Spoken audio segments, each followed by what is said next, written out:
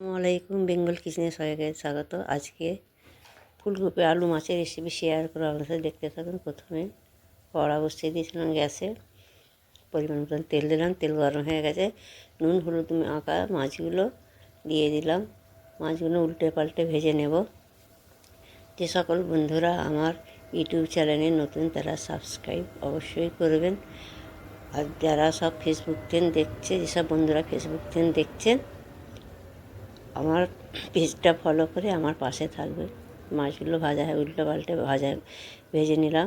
ভাজা হয়ে গেছে, এক এক করে উঠিয়ে নেব।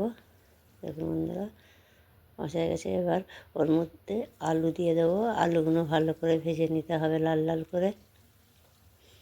আমার এই রেসিপি যদি ভালো লাগে আপনাদের লাইক শেয়ার কমেন্ট অবশ্যই করবেন। কমেন্টে জানাবেন আমার এই রেসিপি কেমন হয়েছে। নুন দিলাম পরিমাণ মতন, হলুদ গুঁড়ো দিলাম, দিয়ে ভালো করে নাড়াচাড়া করে লাল লাল করে ভাজা করে নিতে হবে। ভালো করে ভাজা হয়ে গেছে, এবার আলু উঠিয়ে নেব। সমস্ত আলু সব উঠিয়ে নিতে হবে। আলু ওঠানো আছে, ওর মধ্যে ফুলকপি দিয়ে দেবো। ফুলকপি দিলাম, পরিমাণ মতন হলুদ দিলাম, নুন দিলাম, দিয়ে নাড়াচাড়া করে ভালো করে ভাজা করে নিতে হবে। ভালো করে ভাজা করে নিতে হবে। ভাজা হয়ে গেছে, এবার উঠিয়ে নেব।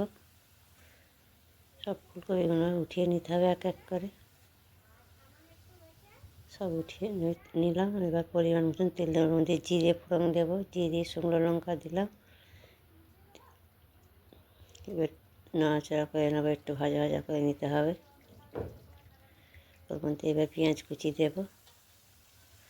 পেঁয়াজ কুচি দিয়ে ভালো করে নাড়াচাড়া করে নিতে হবে। চেরা কাঁচা লঙ্কা দিলাম। পেঁয়াজ ভাজা হয়ে গেছে, এবার আদা রসুনের পিস দিলাম। আদা রসুনের পিস ভালো করে পেঁয়াজের মধ্যে কষে নিলাম, গন্ধ যাওয়া পর্যন্ত। টমেটো কুচি দিলাম। টমেটো কুচি দিয়ে নুন দিলাম, পরিমাণ মতো নুন দিলাম, দিয়ে ভালো করে নাড়াচাড়া করে নিতে হবে। হলুদ গুঁড়ো দিলাম, লঙ্কার গুঁড়ো, জিরে ধনের গুঁড়ো দিয়ে ভালো করে মশলাগুলো কষে নিতে হবে। ভালো করে মশলা কষে নেব। অল্প করে পানি দেবো, কষতে থাকবো। ফুলকপি আলুর তরকারি আমি যেভাবে রান্না করছি আপনারা এইভাবে করে দেখবেন, খুব সুন্দর হবে। কষানো হয়ে গেছে মশলা, ওর মধ্যে আলু দিয়ে দিলাম। ভেজে রাখা আলু দিয়ে দিলাম, দিয়ে একটু কষে নেব।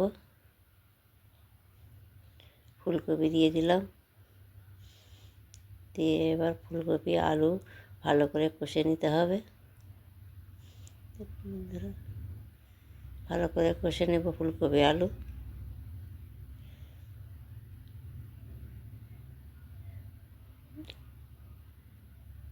ভালো করে কষে নিয়ে নাড়াচাড়া করে ভালো করে কষতে হবে। যতটা ভালো করে কষবে ততটা সুন্দর হবে, তত স্বাদ বাড়বে। মেন কষার কারণ অল্প পানি দিলাম, দিয়ে আবার ভালো করে কষে নেব।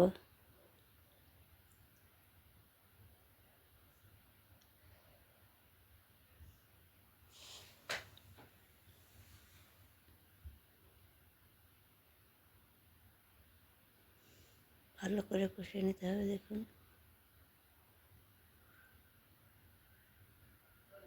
ভালো করে নাড়াচাড়া করে কষে নেব।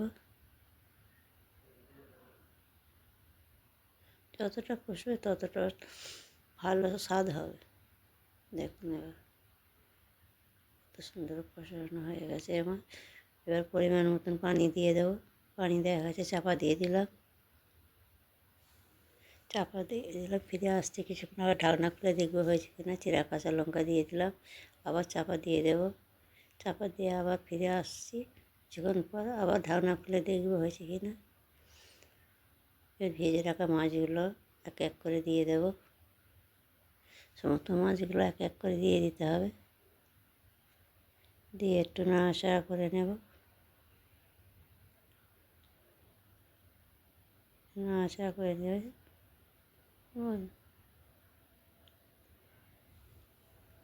ভালো করে নেড়ে দিলাম, নেড়ে দিয়ে এবার চাপা দিয়ে দেবো। চাপা দিয়ে দিলাম, আবার ঢাকনা খুলে দেখবো হয়েছে কি না। এবার ধনে পাতা কুচি দিয়ে দেব। ধনে পাতা কুচি দিয়ে একটু নাড়াচাড়া করে নেব। নাড়াচাড়া করে নিয়ে আবার চাপা দিয়ে দেব। আবার ঢাকনা করে দেখবো হয়েছে কিনা। দেখুন বন্ধুরা, এই যে আমার রান্না কমপ্লিট। আপনাদের পরিবেশন করে দেখাচ্ছি, আপনারা দেখতে থাকুন। দেখুন কতটা সুন্দর কালার এসছে, হেবি সুন্দর হয়েছে। আপনারা আমার মতন করে এইভাবে রান্না করে দেখবেন, খুব সুন্দর হবে। পরিবেশন করে দেখাচ্ছি, দেখুন আপনারা কেমন হয়েছে আপনারা অবশ্যই কমেন্টে জানাবেন। এই দেখুন কতটা সুন্দর কালার এসছে, কত সুন্দর হয়েছে। দেখেই আপনারা বুঝতে পারছেন, আমি আর কি বলবো, দেখেই বুঝতে পারছেন কীরকম রান্না হয়েছে। এই যে দেখুন, আপনারা ভালো থাকবেন, সুস্থ থাকবেন। আল্লাহ হাফেজ। ফিরে আসছি আবার।